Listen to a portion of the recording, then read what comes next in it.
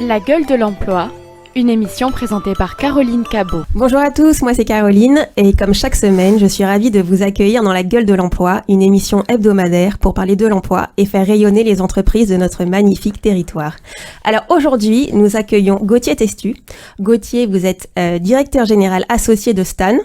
Stan, qui est une pépite marseillaise, qui a été fondée en 2013 par Nicolas Barthes. Alors Stan, c'est une histoire assez incroyable pour ceux qui le connaissent pas, parce qu'en à peine 10 ans, vous avez réussi à imposer comme une nécessité un métier qui n'existait pas avant. Donc ce métier-là, c'est le métier du conseil en ancrage territorial. Et donc aujourd'hui, vous êtes un groupe, Stan, de 80 personnes, déployés sur 10 métropoles françaises et avec des clients plus prestigieux les uns que les autres. Donc déjà, moi j'ai juste envie de dire un énorme bravo. C'est assez incroyable. Avant que vous nous expliquiez peut-être tout ça plus en détail, comme vous le savez, dans la gueule de l'emploi, on aime bien démarrer par comprendre d'où viennent nos invités. Donc Gauthier Testu, directeur général de Stan, quel a été votre premier job ? Alors, merci pour l'invitation Caroline et ravi d'être là également. Mon premier job, c'est un job déjà qui m'a appris beaucoup de choses. Il a consisté à vendre des fruits et des légumes sur des marchés. Mais j'adore. Pourquoi il m'a appris plein de choses ? Parce qu'il apprend une rigueur, il apprend déjà à se lever très tôt, à l'âge où on n'a pas forcément envie de se lever très tôt. Ça c'est clair, c'était à quel âge ça du coup ? Ses copains se lèvent un peu moins tôt, entre 18 et 20 ans, quelque chose comme ça. Donc il m'a appris ça, il m'a appris la relation client, aussi bête que ça puisse paraître, mais c'est une des premières approches que j'ai eues du lien avec les gens qui viennent vous acheter quelque chose. Et puis j'ai pris beaucoup de plaisir, comme dans tout ce que j'ai fait par la suite et ce que je fais aujourd'hui, c'est-à-dire que c'est un métier dans lequel je me suis beaucoup amusé, parce que c'est très sympa de faire les marchés, de parler avec les gens, de les embarquer, d'une certaine manière leur raconter des histoires. Voilà, donc c'était très agréable et j'en retiens que des choses très positives. Alors moi je suis toujours impressionnée effectivement du lien qui est généré, surtout avec les personnes âgées sur ce type de métier que vous accompagnez, sur des moments parfois où vous n'avez pas non plus le temps. Enfin il y a beaucoup de patience, beaucoup de générosité.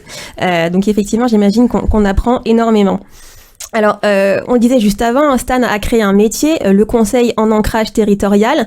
Alors, qu'est-ce que ça veut dire et en quoi est-ce que ce métier est différent de métiers dont on a plus l'habitude d'entendre parler, soit du lobbying, soit du conseil en affaires publiques ? Alors il y a plusieurs choses, ce sont des familles qui peuvent être proches, mais il y a des spécificités. La première des choses, comme son nom l'indique, l'ancrage territorial, c'est qu'il a un spectre et une manière de voir les choses d'un point de vue territorial. Donc c'est très différent de choses plus nationales, plus éthérées ou peut-être moins concrètes. Quand on accompagne des projets sur un territoire, on les voit de sa fenêtre. Donc il y a une dimension concrète, il y a une dimension dans laquelle il faut se retrouver. Moi je compare souvent ça avec ce que peut vivre, j'imagine, un avocat, c'est-à-dire qu'il faut croire dans les causes, dans les projets qu'on défend et qu'on accompagne. Donc il y a une notion d'adhésion au sujet qu'on porte, ça c'est le premier point. La deuxième chose, moi je ne rejette pas le terme de lobbying, c'est pas le problème. Ce qui me gêne plus, c'est que derrière parfois la notion de lobbying, en tout cas dans la manière dont elle est perçue, je dis pas que c'est la réalité, il y a une notion très court-termiste de vite, il faut que je fasse pression sur quelqu'un ou quelque chose. C'est souvent comme ça que ça peut être perçu, ce qui n'est pas forcément le cas. C'est pas notre métier. Nous, notre métier, évidemment, il consiste à faire pression sur personne. Notre métier, il consiste à créer du lien, à créer de la confiance, à mettre des gens en relation pour faire en sorte que ces gens fassent des choses ensemble. C'est ça notre métier. Donc, créer la confiance, ça peut paraître très général, dit comme ça peut s'expliquer, ça peut se détailler, ça passe par plusieurs manières de fonctionner, mais la finalité elle est vraiment là. Il ne s'agit jamais d'aller tordre le bras symboliquement à un acteur territorial, il ne s'agit jamais de faire contre, en disant de toute façon ce projet je le ferai, que vous soyez pour ou contre, et si vous êtes contre je passerai outre. C'est pas comme ça évidemment que ça se passe, il s'agit toujours de faire coïncider l'intérêt d'une entreprise, puisque notre métier est d'accompagner des entreprises, avec l'intérêt du territoire, là où sont les projets de ces entreprises. Donc c'est une approche qui est différente. Il y a aussi dans notre métier, dans l'ancrage, comme son nom l'indique, un ancrage, ça suppose une notion temporelle, ça prend du temps et on est là pour un certain temps. Personne ne fait de l'ancrage en coup de vent, en passant, voilà, tiens, j'ai vu de la lumière, je suis rentré, ça m'intéresse. Non, on fait de l'ancrage parce que on a vocation à rester longtemps et construire une relation pérenne avec un territoire. Et c'est là aussi où dans les notions que vous soulignez précédemment, on a parfois une notion très court-termiste, il faut aller vite. On peut travailler vite, c'est pas le sujet, mais la finalité de ce qu'on fait pour les entreprises qu'on accompagne, elle est de créer un lien pérenne avec un territoire et ses décideurs. Et donc un projet, finalement, prend combien de temps chez vous quand vous démarrez un accompagnement ? Cette temporalité, elle s'estime à combien de temps ? C'est variable, mais il faut à minima considérer une période d'une année pour construire une relation solide. Pourquoi ? Parce que ça prend du temps déjà de comprendre un territoire. L'une de nos grandes activités est d'expliquer le plus possible à des chefs d'entreprise comment fonctionne un territoire, comment il fonctionne politiquement, économiquement, syndicalement, socialement, sous toutes ses coutures. Donc toute cette connaissance et la compréhension de ces mécanismes, ça prend du temps.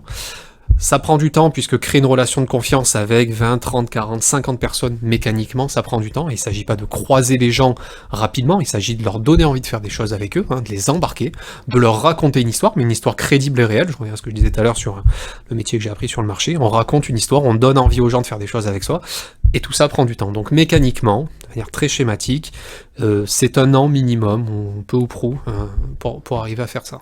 Et pour les gens qui ne connaissent pas finalement ce métier, qu'est-ce que c'est une journée type d'un consultant en ancrage territorial ?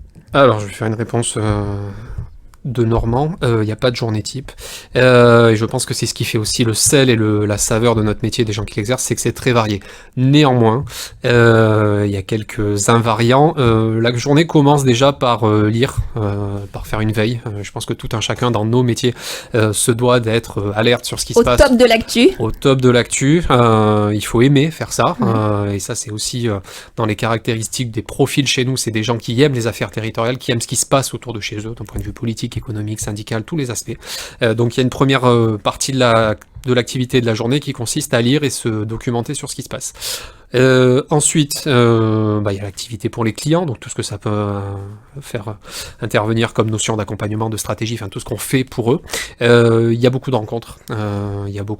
Mais c'est, encore une fois, c'est des rencontres qui ont un sens. Nous, ce qu'on dit souvent aussi, rencontrer des gens, c'est très facile. On peut très bien les voir demain, n'importe quel acteur politique, acteur privé, c'est pas le sujet. Le but, c'est pourquoi on y va, c'est quelle ambition je leur apporte, qu'est-ce que je veux leur donner ou qu'est-ce que je souhaite leur demander, bref, dans quelle disposition je me trouve. Et ce travail, c'est là où est toute la valeur de notre métier, c'est à nous de le déterminer, de le construire avec nos clients, de leur dire, nous on pense par rapport à la connaissance territoriale qu'on a, par rapport aux enjeux qui sont les vôtres, par rapport à ce que veut ce territoire, voilà ce qu'on va construire comme démarche, voilà ce qu'on va les proposer à la mairie, à la préfecture, à la région, à telle structure, voilà comment on va tenter de les embarquer pour construire quelque chose avec eux. Donc pour revenir à la question qui m'est posée, la journée est aussi construite autour de penser ses stratégies, penser ses axes, penser ses angles. On a un métier aussi où on réfléchit beaucoup sur qu'est-ce qui va pouvoir créer cette fameuse confiance entre un décideur privé et des acteurs territoriaux. De la veille, de la réflexion stratégique, de la rencontre avec des gens, des interactions. On a un métier de relations humaines, donc là aussi dans les choses qu'il faut aimer dans notre métier, c'est, je vais parler de goût des gens, parler de goût de découvrir des gens, comme dans toute activité de conseil, on a aussi cette chance, ce plaisir de toucher à des thématiques très différentes les unes des autres, et je reviens à ce que je disais là aussi, il n'y a pas de journée type. Chez nous, quelqu'un, peut-être dans la même journée, va travailler sur 5, 6, 7 sujets très différents les uns des autres. Donc il faut aussi aimer cette forme de plasticité, ce côté un petit peu de jonglage intellectuel, où je passe sur un sujet de mobilité à 10h du matin, à midi je vais travailler sur des enjeux aéroportuaires, l'après-midi ça sera un sujet purement industriel. Une grande agilité intellectuelle. Exactement. Et ça, il faut en avoir le goût, et ce plaisir-là. Voilà ce qui fait un tout petit peu partie de la journée d'un consultant chez nous. Et comment est-ce qu'on devient consultant en ancrage territorial ? On le devient... Est-ce qu'il y a un parcours type des profils qu'on recrute ? Non, en tout cas chez nous, pas spécialement. On a des profils d'horizons très différents les uns des autres. Il y a quelques invariants là aussi. On a des gens plutôt de formation type sciences politiques ou apparentés ou juristes. C'est plutôt les filières qu'on a chez nous, pour des raisons assez évidentes, de goût de la chose publique, de connaissance des rouages institutionnels et publics, de goût des affaires publiques ou territoriales, donc c'est plutôt des formations qui préparent à ça, même si on a des gens qui peuvent venir d'horizons très différents de ceux-là et avec qui ça se passe extrêmement bien.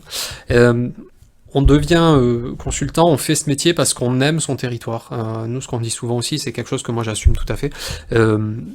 On est des militants des territoires, nous ici à Marseille, nous les gens chez nous à Nantes, à Lille, à Bordeaux, à Rennes, à Paris, sont des gens qui aiment ce qui se passe autour d'eux, qui pour certains ont parfois des activités politiques ou militantes, ou en ont eu par le passé, ou en auront demain. Donc il y a des gens qui aiment ce qui se passe autour de leur environnement de vie, qui ont envie de voir leur territoire au pluriel évoluer, grandir, avancer. Et ce territoire, ici, Provence, en est la bonne illustration. Nous, on aime encore plus ce qu'on fait, parce qu'on peut constater que depuis plus de 10 ans, et on en est un très modeste acteur, évidemment, on voit un territoire qui se développe, et qui accélère, et qui grandit, et qui va vers le mieux. Donc ça, c'est des choses qui motivent à faire ce métier.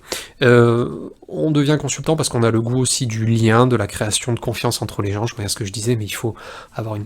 Les gens chez nous sont des animaux sociaux, on va dire comme ça, mais c'est des gens qui aiment naviguer dans un environnement social, créer du lien entre les gens, qui ont une capacité à embarquer autour d'eux, c'est important.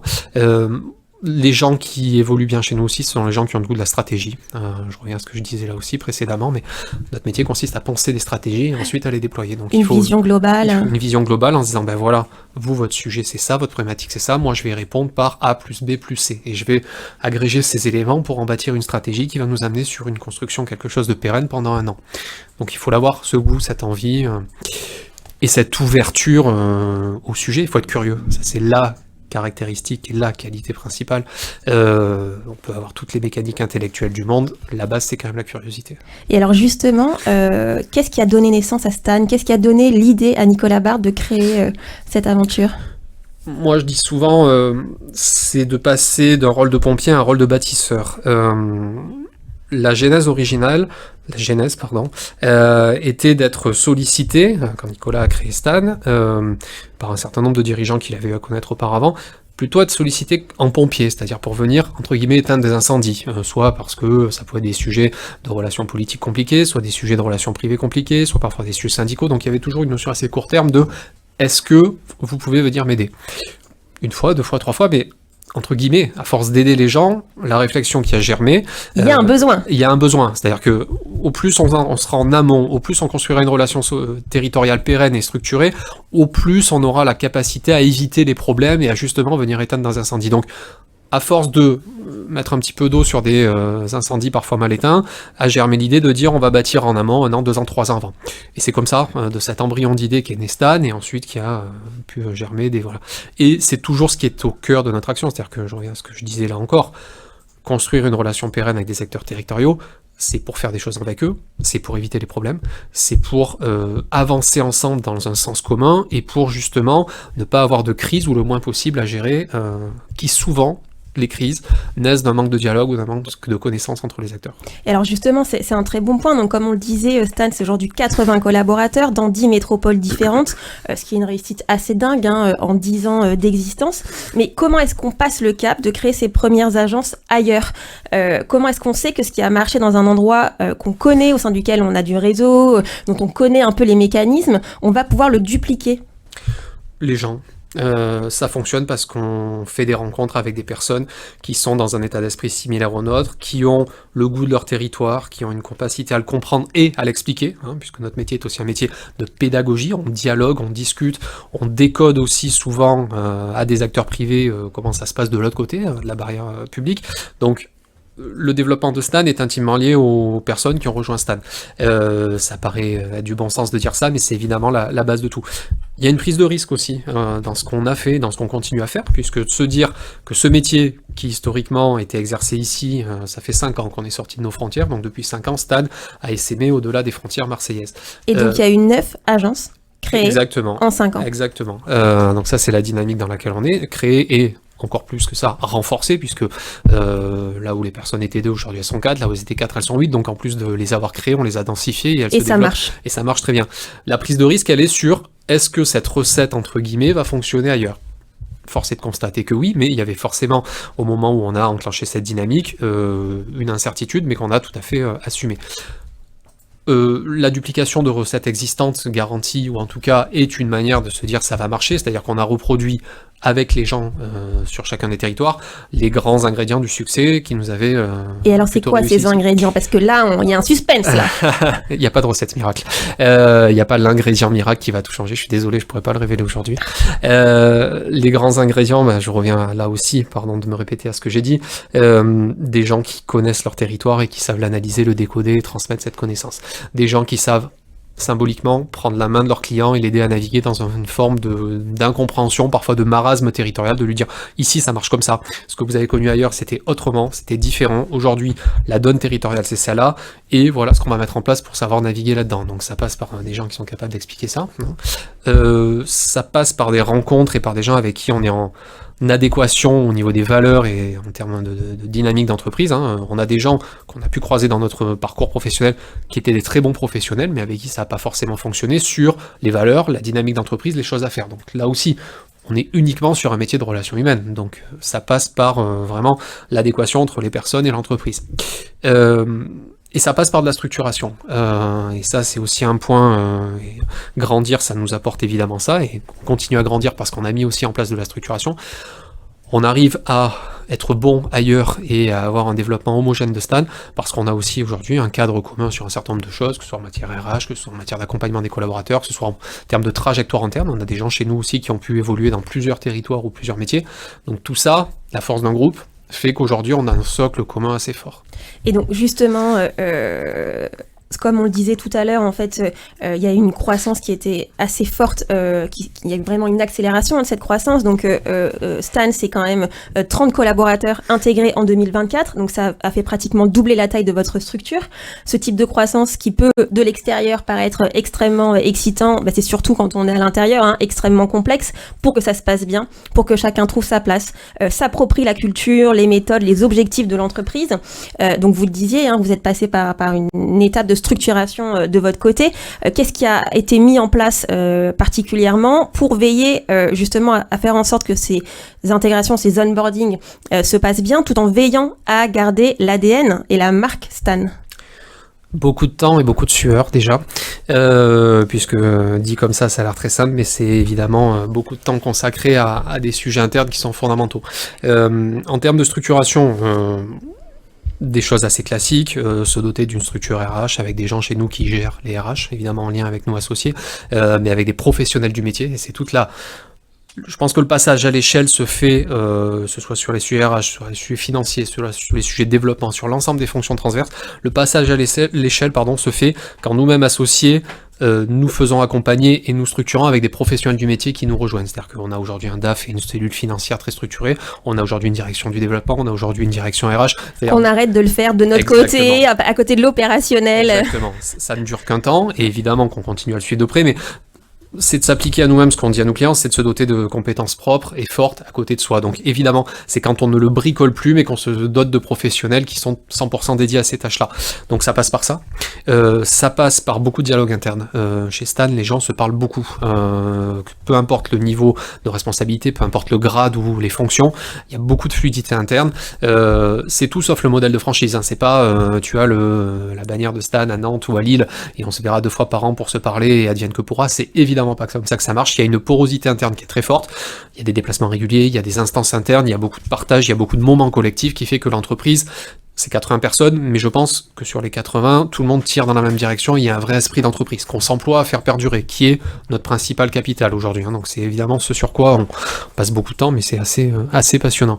Donc ça passe par des choses comme ça, ça passe par travailler sur des sujets communs. Il y a beaucoup de clients et de choses qui sont portées communément par plusieurs régions, donc les gens, je crois, sont heureux de travailler sur des sujets communs qui les mobilisent tous ensemble. Ça passe par un projet d'entreprise qui est très largement nourri de tout le monde, et quand je parle de moments internes, on a un certain nombre de moments dans l'année où on partage sur le projet d'entreprise, où on va, c'est quoi le sens, parce que on ne peut pas amener 80 personnes et demain plus que ça dans la même direction s'il n'y a pas un cap qui est donné, si c'est juste se dire j'ai vu un peu de lumière, j'avance avec les gens. Non, c'est pas comme ça que ça marche. Donc, il y a un projet, je pense que tout le monde l'exprimera sur les 80 personnes, tout le monde l'exprimerait différemment, mais il y aurait forcément des invariants et chacun se retrouverait avec quelques termes communs. Et c'est ça, ce socle qui fait qu'on structure, on avance, on agrège tout le monde autour d'une volonté. Il y a une ouverture et une possibilité d'initiative qui est très grande. Chez nous, les gens peuvent arriver en disant j'ai une idée, j'ai envie de tester ça, j'ai envie qu'on fasse ça. Ça, sur ce sujet, je pense qu'on peut l'améliorer et le faire autrement. Très bien, on en parle, on regarde, et si c'est pertinent, on y va. Et là, on revient aussi au sujet de la prise de risque, où on est capable de se dire, je trouve que cette idée est pertinente, go, on y met des moyens, on y met du temps, on dégage du capex, et on s'investit là-dessus. Donc c'est tous ces éléments, mis bout à bout, qui, je pense, à la fois structurent et donnent une dynamique commune. On travaille beaucoup, et dans les métiers du conseil de manière générale, et chez nous, je pense particulièrement. Mais tout le monde, je pense, est très heureux de tirer dans cette direction. Et alors, ce qui est d'autant plus impressionnant, pour ceux qui ne le savent pas, c'est que Stan, ce n'est pas que du consulting en ancrage territorial. Aujourd'hui, c'est 4 métiers. Donc, est-ce que, Gauthier, vous pourriez nous expliquer ce que sont ces 4 métiers et peut-être les enjeux de recrutement pour 2025 sur chacun de ces métiers ? Cœur de métier historique, donc l'ancrage territorial, donc la capacité à accompagner des acteurs privés dans leur stratégie d'implantation et d'ancrage territorial. Les enjeux de recrutement là-dessus, ils sont de trouver des compétences. C'est bête dit comme ça, mais... Combien de personnes est-ce que vous pensez recruter Sur la partie Stan, on a aujourd'hui, et pour les prochains mois, une dizaine de postes ouverts partout en France. Donc on est plutôt sur ce rythme. On escompte une dizaine de personnes de plus à horizon fin du premier trimestre 2025. Donc on compte, Stan, 10 postes ouverts. Globalement, oui. C'est ça l'échelle. Premier métier. Le second métier, les affaires publiques. Nous avons fait une opération de croissance externe il y a bientôt 2 ans. On a racheté à Paris un cabinet d'affaires publiques, expert, implanté sur la place, à forte notoriété, qui s'appelle Séance Publique. Séance Publique. Donc il fait des affaires publiques, donc il travaille sur la matière réglementaire et législative, donc des professionnels de ces métiers-là. Les enjeux, ils sont de continuer à densifier l'équipe, à la renforcer, à accélérer le développement de la structure, qui est une très belle structure, et qui vient apporter quelque chose d'extrêmement complémentaire à Stan, c'est-à-dire la brique nationale, assez logiquement.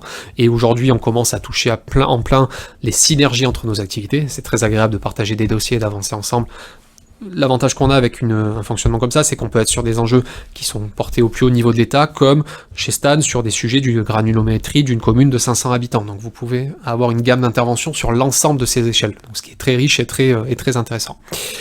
Troisième entité, troisième structure, donc une agence de communication qu'on a lancée il y a quelques mois, donc qui est présidée par un des 5 associés du groupe, donc qui s'appelle NATS, donc qui fait de la communication, communication du dirigeant, communication institutionnelle, communication corporate à impact territorial, donc avec un prisme territorial très fort. Et de manière générale, toutes nos activités ont comme dénominateur commun et plateforme commune le territoire. Ça, c'est vraiment ce qui revient partout. Donc NAT, c'est près de 15 personnes qui font de la communication aujourd'hui partout en France et qui ont vocation aussi à se développer et à croître. On est extrêmement satisfait du rythme de développement. Et la dernière entité qu'on va prochainement lancer, c'est un institut. C'est un institut qui a vocation à mettre des gens en relation et produire de l'intelligence collective. Donc une démarche think tank qui a vocation à réfléchir à des sujets transversaux, que peuvent être l'industrie, que peuvent être le logement, que peuvent être la situation des actifs. Plein de sujets qui sont en train d'être brassés, qui vont donner lieu à des choses qu'on a beaucoup fait chez Stan, mais qu'on va porter sous la bannière de cet institut désormais, c'est-à-dire des démarches collectives. Associer acteurs privés, acteurs publics, autre nature d'acteurs, les faire phosphorer par groupe de travail sur des thématiques pendant plusieurs semaines, plusieurs mois, et donner lieu à la production de contenu. Ça peut être des rapports, ça peut être des audits, ça peut être des propositions qui ont vocation derrière à être versées au débat public et à être portées par des décideurs. C'est ça les 4 activités aujourd'hui, et ces 4 activités mises ensemble, elles donnent naissance à un groupe qui justement donc fédère ces différentes activités. Et donc pour vous, en termes de vision globale, sur l'année 2025, on a dit donc potentiellement 10 postes ouverts côté Stan. Est-ce qu'il y a d'autres besoins de recrutement dans les autres entités ? S'il y a des gens qui veulent postuler, sur quel type de métier est-ce qu'ils peuvent vous rejoindre ? Sur l'ensemble des entités dont j'ai parlé, sur les 4 aujourd'hui, nous avons des postes ouverts. Nous avons des besoins de recrutement sur l'ensemble des structures. Et comment on fait pour postuler alors ? Vous m'envoyez votre CV. Non. C'est bien noté, ok. Gauthier, non. non, blague à part. Il y a plusieurs manières. On a évidemment tout ce qu'il faut en termes d'outils numériques assez classiques pour postuler. On a une dynamique sur LinkedIn qui est très importante et on a beaucoup de flux qui nous arrivent par ce canal-là. On a pour certains postes, on a des cabinets qui s'occupent de ces recrutements. Donc après, voilà, ça dépend des postes dont on parle, mais de manière générale, on regarde beaucoup et de très près toutes les candidatures qui nous arrivent. Et on a des postes à pourvoir sur l'ensemble de ces entités. Donc c'est la volonté, elle est de renforcer toutes les structures, elle est de densifier toutes les structures, elle est de continuer à construire cette démarche. Je vais pas donner de chiffres de là où on souhaite aller parce qu'on ne le sait pas. Toujours est-il qu'on souhaite aller de l'avant et continuer à croître de manière assez schématique. Si on regarde un tout petit peu en arrière, on peut voir qu'on a globalement doublé de taille tous les 4 ans. On était plutôt 25 à l'orée du Covid, c'était entre 40 et 50 personnes il y a 2 ans, un peu plus de 80 aujourd'hui, donc on peut imaginer que cette dynamique a vocation à se poursuivre et on l'espère à tutoyer quelque chose à 3 chiffres en fin d'année prochaine ou en 2026. Un immense bravo pour ça. Alors nous, dans la gueule de l'emploi, on aime bien les belles histoires. Vous parliez de promotion interne, vous parliez de mobilité. Est-ce que pour vous, vous avez des histoires qui vous ont marqué comme ça, de personnes que vous avez accompagnées dans le temps ?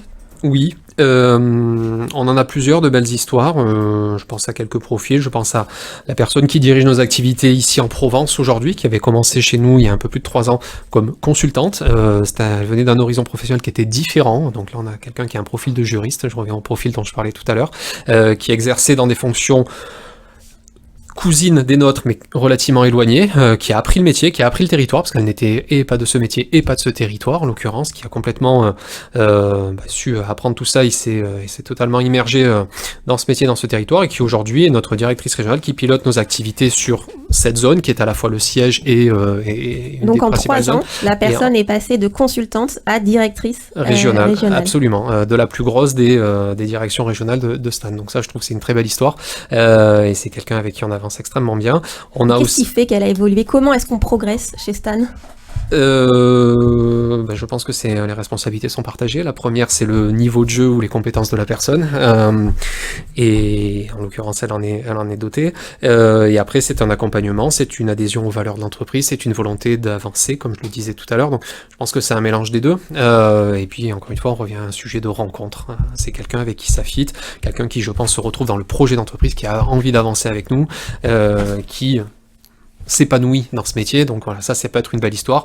On en a d'autres de personnes qui ont très bien évolué et pris de très belles fonctions. On a aussi quelqu'un qui dirige nos activités à Bordeaux, qui avait commencé comme consultante et qui a grandi, a évolué, et est aujourd'hui notre directrice régionale, elle aussi, et qui dirige une très belle équipe bordelaise. Beaucoup de femmes, hein? Oui, on est à la parité chez Stan, et c'est quelque chose qui est important pour vous? C'est quelque chose qui est important, mais qui en même temps est très naturel. Oui, voilà, c'est totalement induit. On se pose pas du tout la question, et ça nous va extrêmement bien que ce soit ça, et ça fonctionne très bien de cette manière-là. Donc voilà, ça c'est des belles histoires. On a aussi beaucoup de stagiaires qu'on a gardés. On a de très belles histoires à raconter sur des gens qui ont fait des stages et qui sont restés chez nous et puis qui ont grandi, qui ont évolué, parfois qui sont partis, puis certains qui reviennent. On a le cas prochainement d'une ancienne stagiaire qui est partie ailleurs, qui a grandi, qui a fait ses armes et qui s'est rendu compte qu'en fait l'herbe n'était pas plus verte ailleurs, et qui nous a manifesté son désir de revenir. On est ravis de l'accueillir. Donc voilà, des belles histoires, on en a je pense pas mal. Super. Alors, vous parliez beaucoup d'impact tout à l'heure. Stan est très impliqué dans l'association Provence Fabrique des Possibles, qui a connu une grande avancée il y a quelques jours. Est-ce que vous pourriez peut-être nous parler un petit peu de cette démarche et de ce que vous avez réussi à mettre en place? C'est l'illustration même du métier que je décrivais précédemment. C'est-à-dire que Provence Fabrique des Possibles, ça part d'un constat que tout le monde partage. Ce territoire connaît un moment industriel, il s'est jamais passé autant de choses, il n'y a jamais autant d'envie, de moyens, de volonté publique et privée de faire de ce territoire le territoire de la réindustrialisation française. Tout le monde veut faire. Le sujet que nous, on amène avec Provence Fabrique des Possibles à notre modeste échelle, c'est que tout le monde fasse ensemble. Le sujet, il n'est pas d'avoir l'énergie, il est de la mettre en commun pour que tout le monde porte et pousse d'une même voie. Donc Provence Fabrique des Possibles, c'est la réunion de 100 acteurs industriels. Incroyable. Qui se disent: c'est aujourd'hui que ça se joue, c'est aujourd'hui que ce territoire va pouvoir écrire son avenir, l'ensemble des projets industriels. Et pourquoi est-ce que c'est aujourd'hui que ça se joue? Parce que vous avez des momentum sur ces sujets comme ça, parce que vous pouvez avoir des momentum politiques, parce que vous pouvez avoir des momentum budgétaires. Aujourd'hui, on est dans une période où on a un État qui veut. Rien ne dit que ça sera encore le cas dans 1 an, dans 2 ans, dans 3 ans, pour plein de raisons. Aujourd'hui, on est dans un momentum où on sait qu'il va y avoir des arbitrages budgétaires délicats qui vont être faits au plus haut niveau. Donc il y a aussi des sujets où il faut parvenir à sanctuariser des crédits, sanctuariser des sujets financiers pour que les grands projets d'infrastructure, de modernisation de notre territoire se fassent. Et ça demande de l'argent, ça demande des crédits publics. Donc il ne s'agirait pas que ces crédits soient sacrifiés au profit d'autres choses. On sait aussi qu'il y a un momentum parce qu'aujourd'hui, vous avez une grande volonté partagée par tous.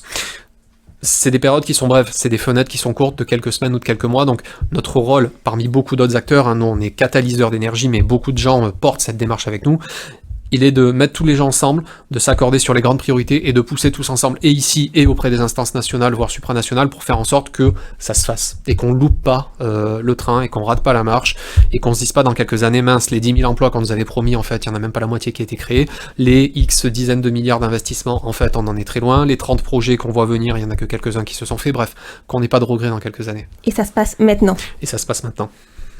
Un grand merci en tout cas pour tout ça, Gauthier. Encore 2 questions et après on vous libère. Une question qu'on aime bien poser dans la gueule de l'emploi, c'est votre mantra, la règle d'or un petit peu que vous répandez partout où vous passez.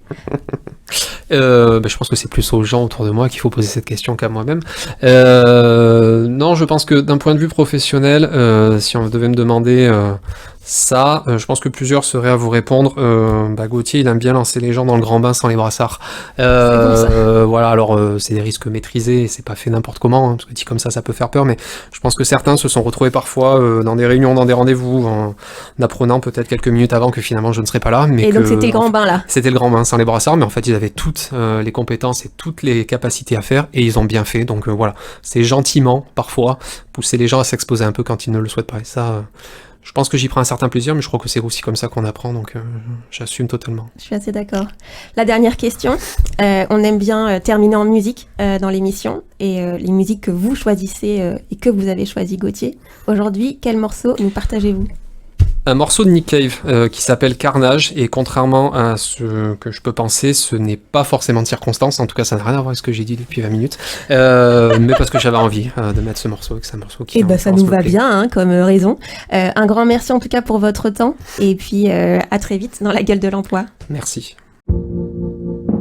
I always seem to be saying goodbye and rolling through the mountains like a train.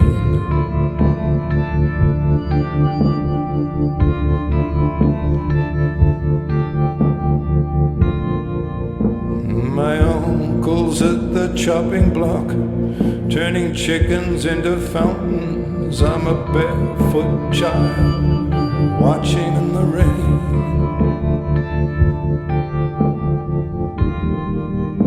That stepped into this song, taken a bow and stepped right out again.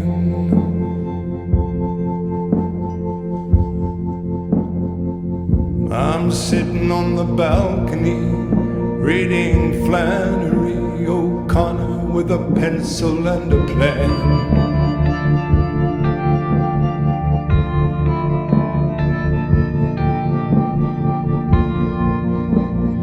This song is like a rain cloud that keeps circling overhead, and here it comes around again.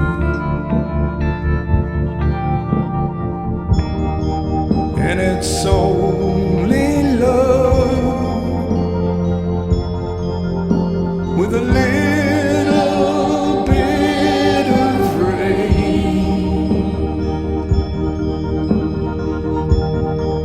And I hope to see you again.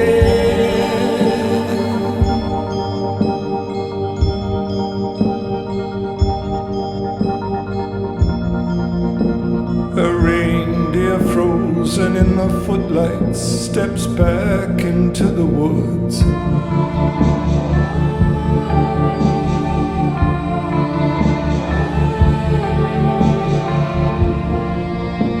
My heart, it is an open road where we ran away for good.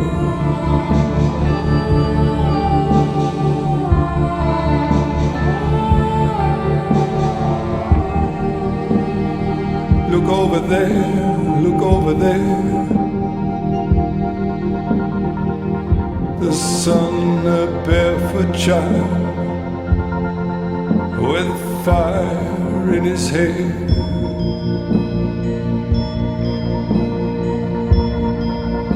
And then a sudden sun explodes. It was you, and only you, and it's only love driving through the rain, rolling down the mountains like a train.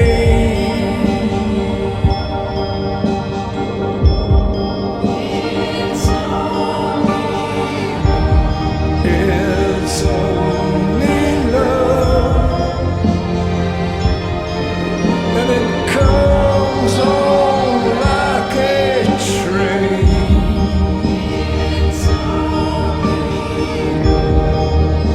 Rolling down the mountain